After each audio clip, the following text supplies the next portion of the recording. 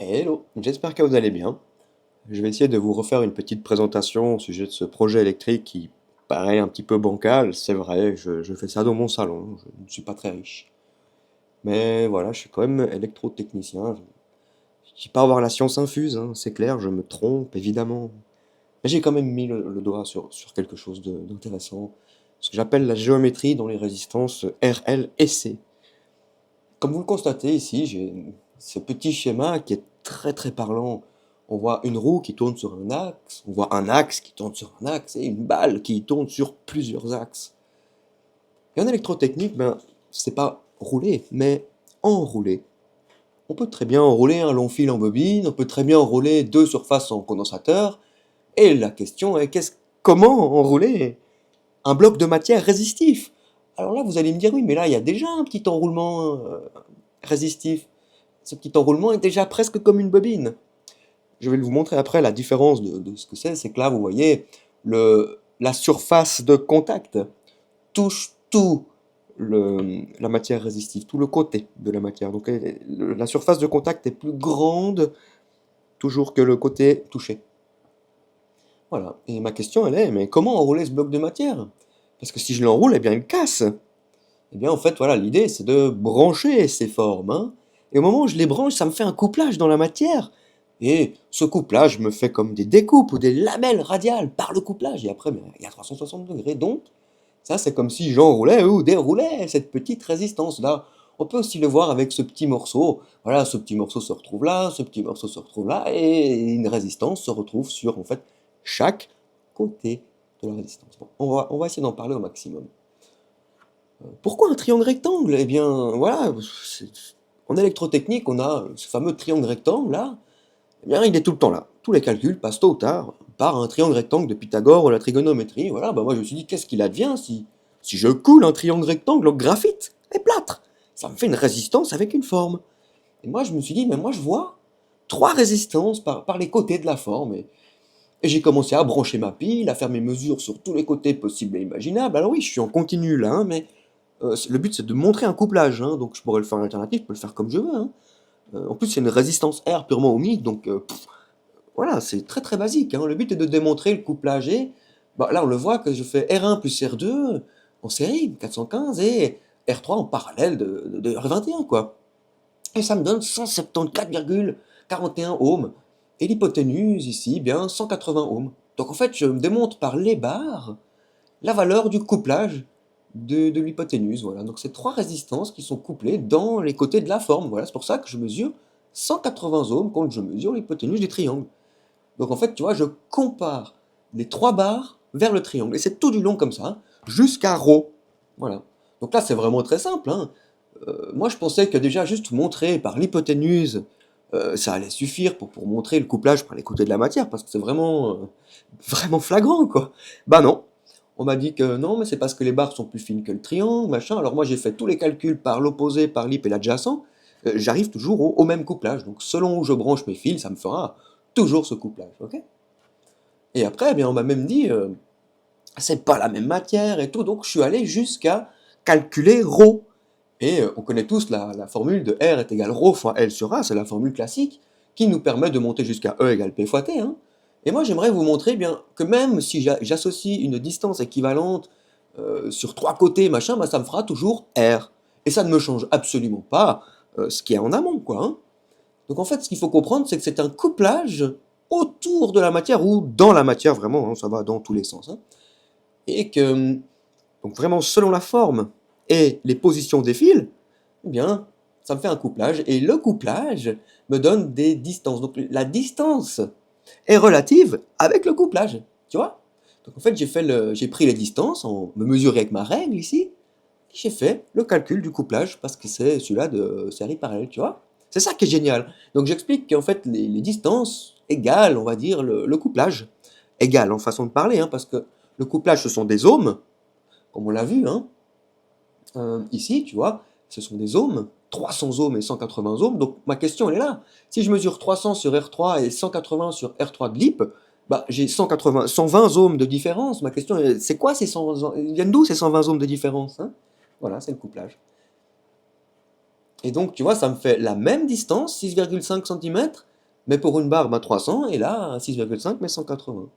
Donc tu vois, j'ai dû mesurer mes distances, et mes distances sont relatives, c'est génial. Et voilà, donc jusqu'à rho, je te montre ici que j'ai 3 zéros après la virgule, quoi, hein. Donc toujours la comparaison entre les triangles et les barres. Bon. Maintenant, tu as compris un petit peu cette histoire de couplage de la matière. Deuxièmement, on comprend que je suis dans R. Et R, ça chauffe. Maintenant, dis-toi que si je peux fabriquer un triangle rectangle en plâtre et graphite, je peux aussi fabriquer ce même triangle rectangle, mais en aluminium. Et cette fois-ci, je ne suis plus dans R, mais dans L inductif. Bon, l'idée de commencer par R, c'est que R est très simple. Il chauffe, il dissipe tout, il y a le temps dedans, c'est très très simple. Ça révèle le principe sous-jacent. Tu vois cette distance équivalente? À la fin du document, je te montre que je passe dans L. Et je t'expliquerai plus tard. Bon. Et là, le but, c'est que tu vois que c'est comme une superposition complexe, hein. En électronique, tu vois, les câbles à côté, quand tu as les hautes fréquences, ça te fait des perturbations. On ne veut pas de perturbations en électronique, très technique, en électronique, pardon. Et par exemple, sur les lignes à haute tension, on a l'effet capacitif autour des câbles, mais on sait que ça existe, hein, je n'invente rien, hein. On le compense, voilà, on sait le gérer, mais on ne saurait pas le récupérer, par exemple, tu vois. Donc c'est une perte qui existe qu'on ne sait pas récupérer. Donc c'est pas de l'énergie surunitaire, hein. C'est quelque chose qu'on connaît, qui est déjà calculé, mais qu'on ne réutilise pas. Et là on voit que ce circuit de deux triangles qui s'opposent, donc il faut bien comprendre qu'il y a un papier ou voilà quelque chose qui sépare les deux circuits, eh bien ça me fait un condensateur.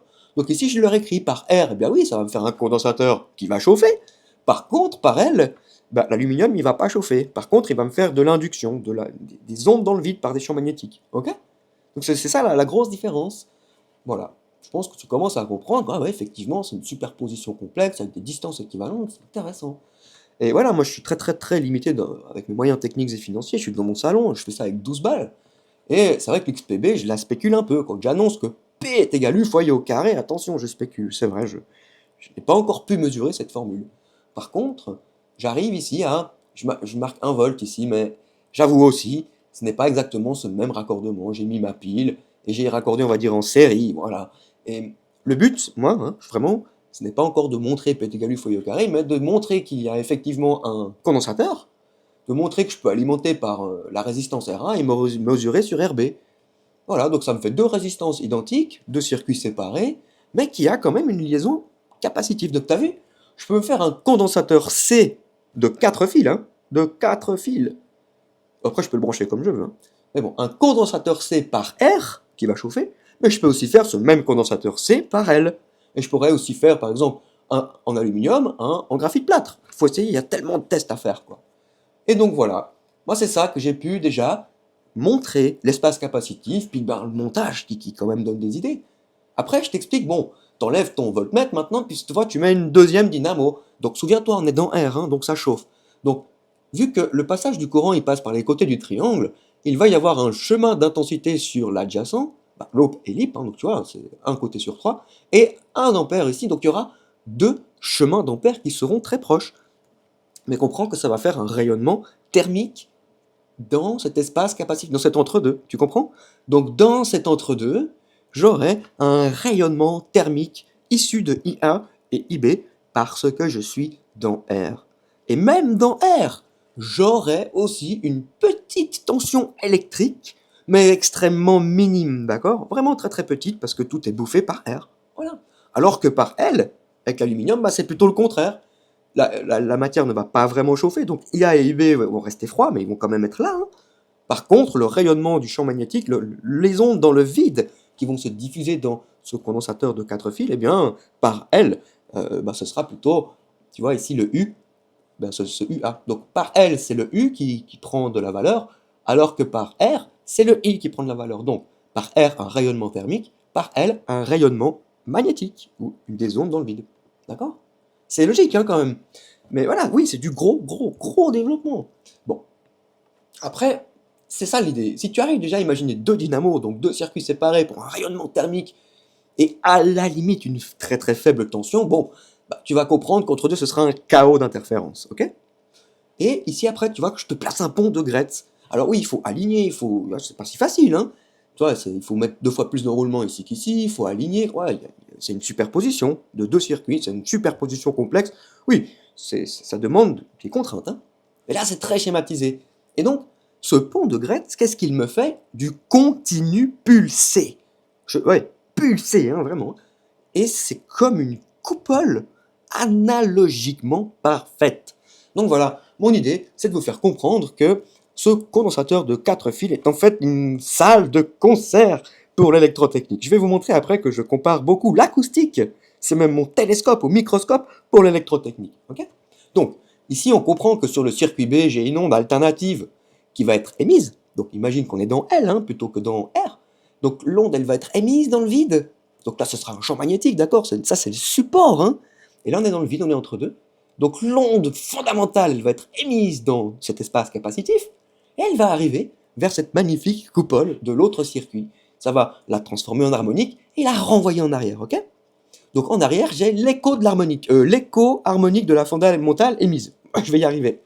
Et ici, ça continue, c'est du 50 Hz par exemple, hein, donc ça continue, ça enchaîne. Il faut vraiment faire des tests. Hein. Et c'est-à-dire que la deuxième onde arrive, la deuxième onde fondamentale est émise, et l'écho harmonique vient se superposer sur la deuxième onde, voilà. Et tu comprends qu'en fait, dans cet espace capacitif, dans ce vide, dans cet entre-deux, une nouvelle tension électrique, une fondamentale, porteuse d'harmonique, c'est une tension dans le vide, qui se porte par elle-même. Eh bien, se génère. Mais c'est pas une énergie qui provient de nulle part, c'est pas de l'énergie surunitaire, tu comprends? Non, c'est ce que je viens de te dire avant, c'est la fameuse perte. Et tu vois, les côtés, en fait, ils agrandissent la conductivité, la distance, machin. Et le but, c'est ça, d'utiliser, enfin, cette perte et d'essayer de faire quelque chose avec. Et voilà, c'est pour ça que moi, j'arrive à cette formule de P est égal U fois I au carré. Mais vous comprenez que je la réduis fortement, cette formule. Donc, tu vois, ici, on voit bien qu'il y a I au carré fois T. Donc, déjà ici, c'est déjà que de la chaleur, tu vois. C'est un rayonnement thermique par I au carré de ici, hein. D'accord? Donc dans cet espace capacitif, bah, tu vois, je le mets là, EC est égal à UEC-RA1 fois IRA2, hein, tu vois, j'ai tout écrit là. Donc ici, il fera beaucoup plus chaud qu'il y aura dans 2, d'accord? Parce que je suis dans R. Et c'est génial. Et donc, j'exprime que la tension d'espace capacitif est égale à I1 fois I2. Voilà, on va plutôt aller sans le T, voilà, on peut faire aussi comme ça. Hein. Et en fait, ici, tu vois, je remets I2. Mais c'est que si, vraiment que si, le circuit A égale le circuit 2. Donc si IRA1 égale IRB2, tu vois, je le marque ici, alors je peux dire I au carré. Mais pourquoi? Parce que je suis avec un fois ici. Après, tu vas me dire, mais pourquoi tu mets un fois ici et pas un plus? On va y venir. C'est aussi à cause d'un réflecteur. Bon, allons-y par étapes, s'il vous plaît. Pourquoi j'arrive à fois? Bah, parce que déjà, la formule standard, c'est P est égal U fois I. Tu vois, c'est déjà rien que là. Donc, si je peux faire P est égal U fois IA, bah, il y a IB. Hein. Donc, IA fois IB. Ça semble logique, hein, mais je spécule, je l'avoue, je spécule. Et là, j'exprime que dans cet espace capacitif, il n'y a pas de matière. Donc, ρ fois L sur A, il n'existe pas. Hein, imaginons que c'est du vide. Hein. Et donc, la matière en elle-même est remplacée par une onde qui se porte elle-même, hein, comme une masse qui se porte elle-même. C'est une onde qui est une masse, en fin de compte, hein, dans ce vide. C'est génial. Donc, tu vois, il n'y a pas de matière, mais la tension qui se porte elle-même remplace la matière. Tu vois? Et après, ici, j'explique que ce I au carré, que tu vois ici, on le retrouve ici aussi. Mais attention, là, c'est effectivement sur un circuit, une corde, le fameux I au carré qu'on connaît. Hein. Et bien là, on peut dire, ah oui, je comprends mieux pourquoi ton I au carré. Non, non, non, justement pas. Attention, mon I au carré est une projection croisée de IA et IB. Et si je suis dans R, ce sera rayonnement thermique. Et si je suis dans L, ben IA et B ne vont pas vraiment faire de rayonnement thermique. Là, je crois que vous commencez à peut-être à mieux vous rendre compte que vraiment, je démontre le projet par R, parce que c'est très simple. Voilà, ça révèle vraiment de la simplicité du principe. Comme tu as vu, cette distance équivalente, ρ fois L sur A, c'est très simple. La distance linéaire, elle est juste là. Et après, moi, je t'explique, ben, en fait, il faut trouver les distances linéaires ou les boucles dans les formules qui existent et les changer par des distances équivalentes. Voilà, propre au couplage. Hein. D'accord? Eh, mais c'est passionnant. Moi, personnellement, je trouve que ce projet, il est analogiquement magnifique. Il est vraiment très beau. Il est élégant, mais de fou furieux, quoi. La géométrie dans les résistances RLC, je peux me faire un condensateur C par L ou R. C'est juste beau. Et donc là, tu le vois bien, que en un tour, je dois faire 2 alternances. Voilà, ça serait un tour. Et là, ben, c'est aussi un tour, j'ai 4 alternances. Donc ici, j'ai un aimant, et ici, j'ai 2 aimants, tu vois. Et donc, il faut accorder. Là, je mets effectivement les mêmes dynamos. Je le redis, il faut accorder. D'accord? Et après, il faut aussi déphaser tout ça. Là, je le marque ici. Que ce n'est pas si simple que ça. Même si dans l'image, ça peut sembler. Et donc, dans l'électrotechnique, tu sais, sur une corde, sur un seul circuit, tu ne peux pas avoir une onde en haut et en bas en même temps, sinon elle s'annule. Hein, c'est vraiment la base. Hein. Et justement, c'est ça qui est beau, c'est que je contourne un petit peu ces règles, mais sans vraiment les contourner, puisque ça reste une forme de superposition. Ce n'est plus sur un seul circuit, mais deux circuits séparés, voilà, tu vois. Donc tu vois, c'est une superposition physique par le support, mais aussi par les ondes. Donc c'est une superposition physique et ondulatoire. J'aime bien le dire comme ça. Donc tu vois, je vois le déphasage, l'amplitude, tu vois, on voit que c'est pas si facile. Et que quand on regarde l'espace capacitif, on voit une onde en haut et en bas en même temps. Mais c'est pas le même circuit, donc elle se touche pas. Là, on envoie une onde, et puis après, tu as compris cette histoire d'écho, et entre deux, je trouve ça trop beau, quoi. Voilà, je le redis, je te le réécris en plus gros, essayer de te faire comprendre. Donc, tu vois, j'ai même fait des couleurs, pour te montrer que c'est une puissance qui est dans un espace capacitif, qui est dans le vide, c'est pas sur un circuit, que c'est une tension qui est dans le vide, c'est dans les ondes, d'accord. C'est vraiment de la perte à l'état pur, hein. mais, mais même, c'est de la perte à l'état pur, mais ça reste quand même des tensions en volts, hein, c'est quand même une tension. Et ce fameux I au carré. Voilà. Et c'est là qu'on peut-être qu'on comprend mieux pourquoi je désire utiliser la multiplication plutôt que le plus, quoi. Hein. Tu vois, c'est des réflecteurs. Il faut imaginer dans, tu sais, ces radiateurs de WC. Tu as le corps de chauffe thermique pour le rayonnement thermique, et derrière, tu as le réflecteur. Ben, il faut comprendre la conductivité, ici, ce trait, comme le corps de chauffe du radiateur, et la forme autour comme le réflecteur, tu vois. Et là, effectivement, on comprend mieux déjà que là, effectivement, je suis sur des bords plats, mais que là, oh, regarde le réflecteur, et il a quand même des formes, hein. Et après, il y a encore, pardon, hop, hop, hop, j'ai merdé, voilà, il y a encore l'extérieur, donc, tu vois, il y a encore dessus. Et moi, je me réduis fortement, tu vois, je commence par devant, dedans, et stop. Déjà, comprenons tout ça, et après, on ira plus loin. C'est vraiment une découpe linéaire, hein. Ça va plus loin, je pense. Et après, vous avez vu que j'ai fait une opposition de deux triangles rectangles, puis maintenant, je ne fais plus cette opposition, mais je rajoute 360 degrés, tu vois. C'est génial. Et tu vois, ça me fait une autre itération géométrique. Et du coup, tu vois, l'adjacent, là, que je t'ai parlé, P est égal, il est dedans. Euh, et du coup, on peut l'ignorer temporairement. Temporairement.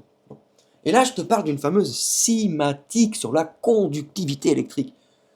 Je te le montre ici que j'ai fait l'expérience par L, donc tu vois le bloc en aluminium, et ici le bloc en graphite plâtre, hein, donc par R et par L. Donc ici, je sais pas, tu ne le vois pas très bien, mais il y a un fil, tu vois ici, là, qui me permet de faire un court-circuit. Donc comprends que ce bloc en aluminium, j'ai une alimentation de deux fils, donc je commence très simple, je pourrais même faire en triphasé. Hein. Je commence avec deux fils d'alimentation, et tu le vois ici c'est pas mal. Je l'allume et l'haut-parleur, tu vois, je le branche sur la pointe du cône et n'importe où sur la base et ça me fait ce couplage dans ce cône en fait. Et si tu veux, moi, avec mes haut-parleurs ici qui sont aussi des pixels oscillants, j'exprime que c'est mon appareil de mesure hein, et que il marche, il fonctionne. Donc ça veut dire qu'il y a un passage du courant. Donc ma question est quel est le passage du courant? Et en gros, tu vois, je peux mettre autant d'haut-parleurs que je peux sur cette base, ça me fait un champ scalaire de tension en volts sur cette grande surface. D'accord? Et ça n'existe pas vraiment en électrotechnique. Donc moi, j'introduis une nouvelle lettre. La lettre H pour des cymatiques en volts par mètre carré. Intéressant, hein? Intéressant. Puis après, je parle pas de puissance. Hein. Je parle juste de cette nouvelle forme de tension. Et c'est juste beau, hein? Un champ scalaire de tension, cette base. Voilà, là, je te montre un petit peu comme quoi ça te fait des couplages. Il y a cette question qui est très pertinente. Est-ce que le couplage dans R existe aussi dans L? Vu que ça marche pour les deux, moi j'exprime que oui. Par contre, j'exprime aussi que dans R, les couplages, les passages électriques peuvent passer dans la matière. D'accord? Ils passent dans la matière. Alors que dans L, l'inductif, j'en suis déjà moins sûr. Je pense plutôt, que là je l'ai effectivement pas exprimé dans la matière, mais je pense que sur l'aluminium, ça passe autour de la matière.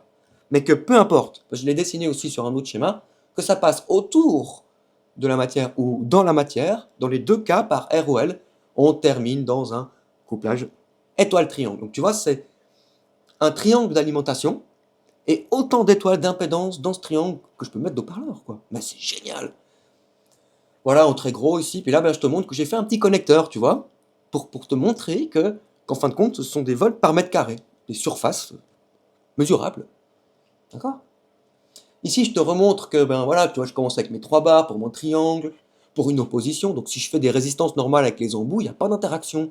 Alors que si je fais sans embout, ben, je mesure une interaction. Comme tu as vu, ça, je devrais le changer. Ça, c'est mauvais.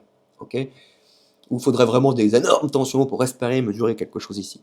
Donc vraiment, on comprend que j'ai mis une pile, que j'ai mis en série, on va dire, et que moi, aujourd'hui, j'ai juste pu mesurer l'espace capacitif. Enfin, l'espace capacitif, il est mesuré, on voit le montage, etc. Bon. Oui, je comprends que du gros développement, hein, mais que c'est quand même intéressant. Et que là, tu vois que ça me fait un couplage étoile-triangle en 3D. C'est magnifique, c'est juste trop beau. Donc tu vois, c'est des itérations géométriques associées à la matière. Et là, j'aime beaucoup cette image parce qu'aujourd'hui, on parle de boucles.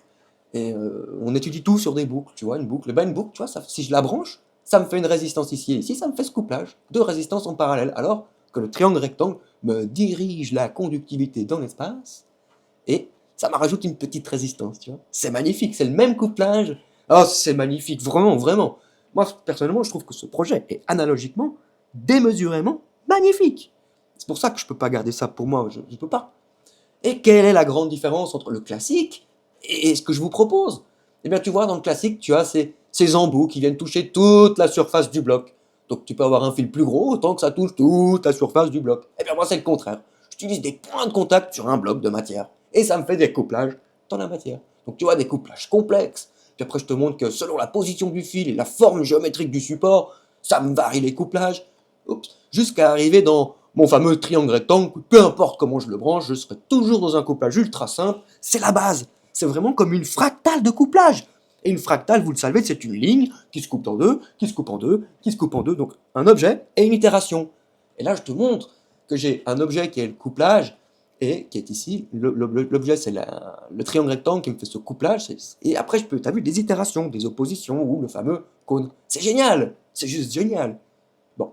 Maintenant, un peu plus loin, une vision d'ensemble, oui. Moi, j'exprime que c'est une modélisation de l'impédance Z.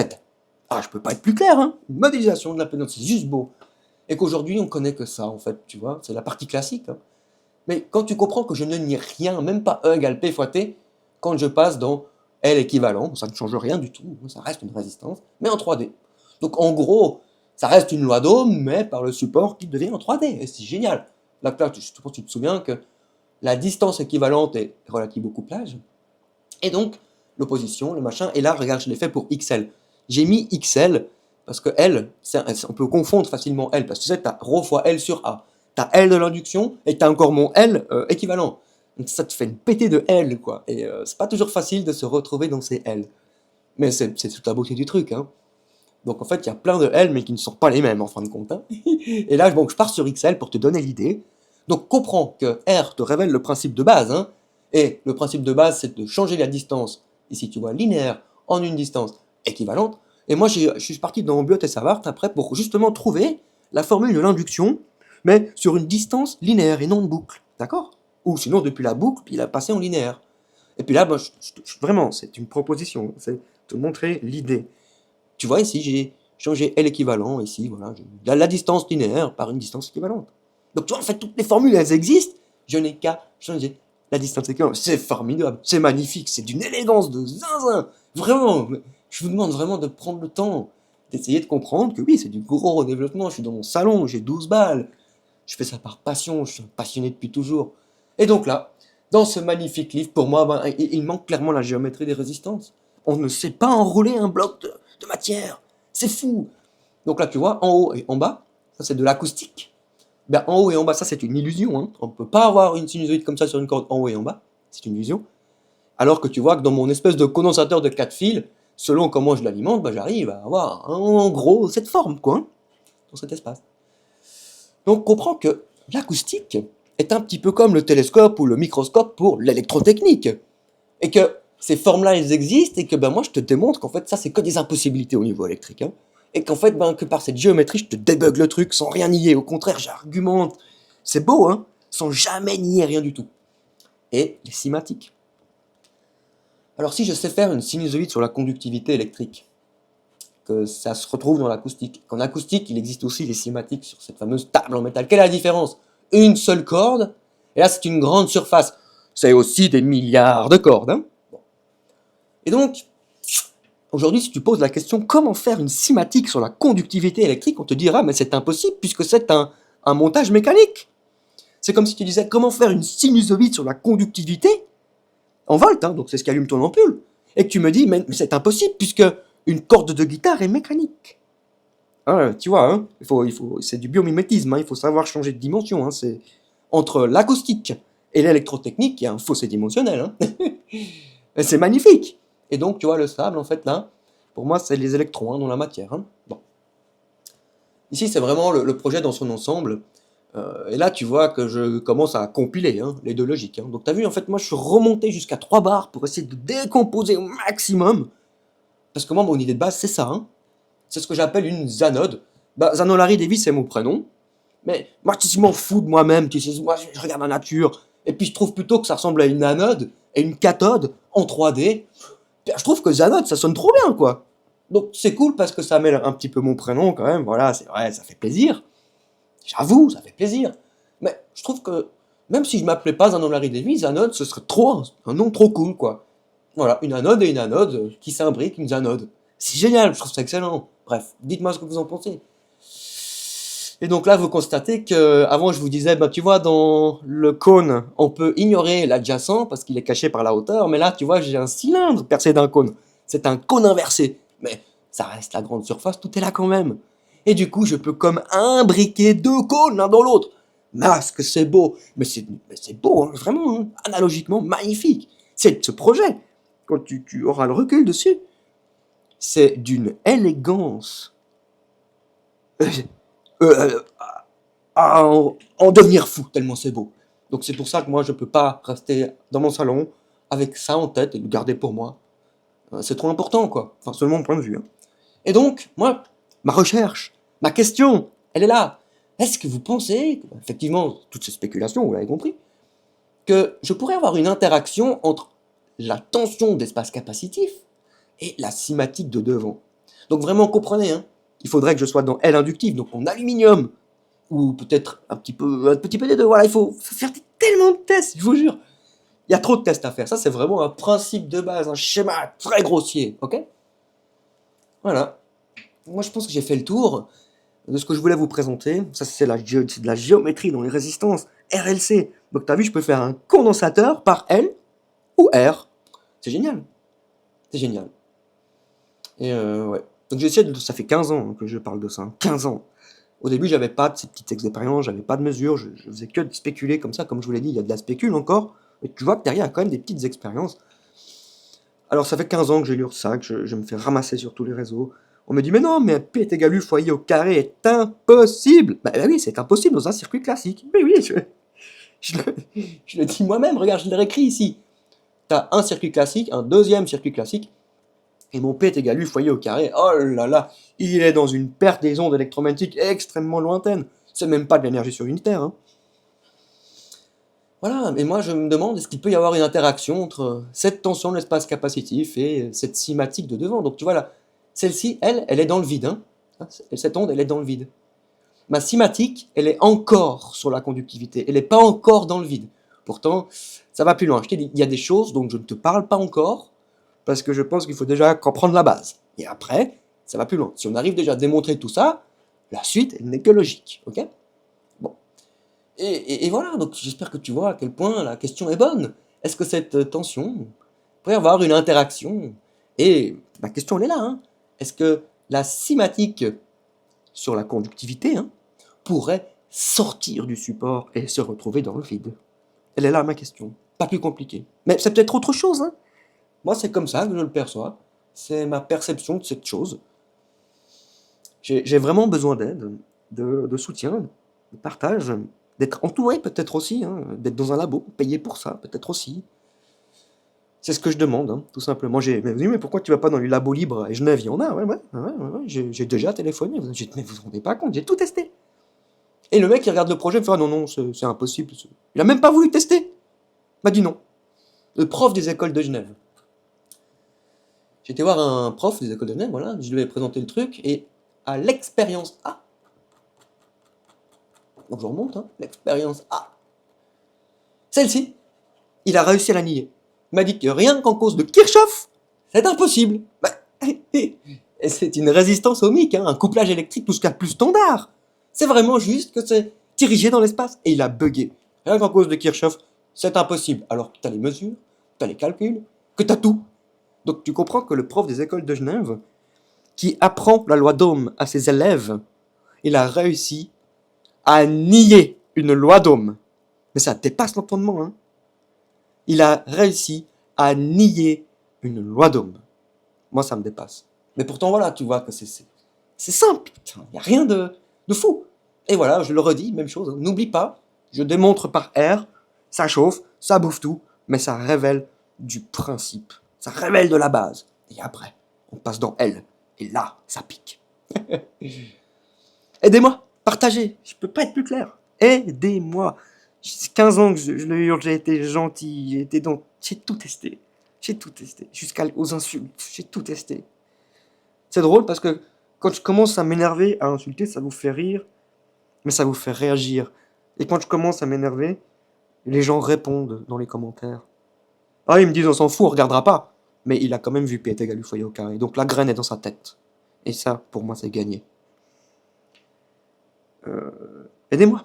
Voilà, mais quelle serait l'utilité, par exemple, du cône avec cette cinématique? Ben, tu vois, moi, je te parle. Peut-être ça peut faire un transformateur, j'en sais rien, tu vois, c'est des nouveaux éléments que je présente, il faut tester, il faut mesurer. Moi, je perçois un espèce de turbo pour processeur à M bits, tu vois, extraire des bits, parce que quand tu changes la fréquence, ici, bien la forme de la cinématique change, et en fait, ça pourrait te faire des matrices de bits sur une fréquence, mais c'est génial! Et voilà, ça c'est beaucoup trop loin, tu vois. J'en suis encore qu'à vouloir démontrer les effets et les partager. C'est gratos, hein. Il n'y a pas de brevet, il n'y a que dalle dessus. Il y a une main courante quand même, mais ça vaut rien.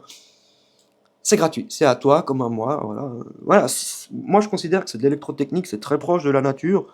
C'est pas moi qui ai inventé l'électricité. C'est pas moi qui ai inventé une forme conique. Ça existe le cône, ça existe le graphitel plâtre. Puis quand je le branche, ça me fait un couplage, c'est pas moi qui invente ces choses. D'accord? Alors oui, je développe, je spécule, mais je n'invente pas. À partir du moment où ça fonctionne, il y a des questions qui sont légitimes. Quel est le couplage relatif? Pourquoi ça fonctionne? Voilà, c'est... Je pense que mon projet est légitime et je ne parle pas d'énergie surunitaire, je vous en supplie, mais arrêtez avec cette connerie de surunitaire. Ce projet, il bouffe tout. C'est un projet qui bouffe tout. Le but, c'est même de transformer, tu comprends, d'utiliser ses pertes, de tout transformer. C'est ça le but. Une transformation maximum. Et c'est là que tu le vois, c'est deux dynamos, une masse qui... Donc faut pas croire que ça marche dans le sens droite à gauche, hein. Non, ça marche de gauche à droite. Ça veut dire que la masse, elle tombe, elle entraîne l'axe, qui entraîne deux dynamos, qui me font marcher deux circuits. Tu vois, c'est de la pure perte. Mais si on veut utiliser la perte, il faut bien un circuit de pure perte. Et une fois qu'on convertit tout, peut-être que cela fait des choses qu'on ne connaît pas encore. Vraiment, mesurez de quoi je vous parle. Hein. Si c'est vrai ce que je vous balance là, c'est génial. C'est une grande découverte, hein, carrément. Hein. Et moi, j'aimerais la partager avec vous. En fait. Elle est à nous. Comme je t'ai dit, moi, je considère que l'électrotechnique, c'est très proche de la nature. C'est à nous tous. Je ne peux pas, par exemple, m'accaparer l'Everest. C'est interdit, en plus. Donc, ouais, vraiment, cette philosophie, c'est à nous.